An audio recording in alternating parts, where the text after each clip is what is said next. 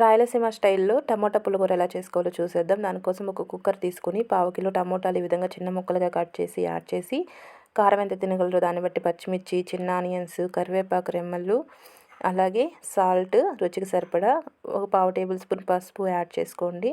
Add చేసి ఇదంతా కూడా ఒకసారి కలిపేసుకొని, చిన్న టీ గ్లాస్ అంతా వాటర్ యాడ్ చేసుకొని, తెల్లగడ్డపాయలు కొద్దిగా యాడ్ చేసి, ఓ టేబుల్ స్పూన్ అంత నూనె యాడ్ చేసి ఒకసారి మిక్స్ చేసుకొని కుక్కర్ మూత పెట్టేసి 3 విజిల్స్ పెట్టుకుందాం. 3 విజిల్స్ తర్వాత ఈ విధంగా కుక్ అయింది కదా, పప్పు గుత్తి తీసుకొని ఇదంతా కూడా మెత్తగా మెదిగేటట్టు మెదిపేసుకోవాలి.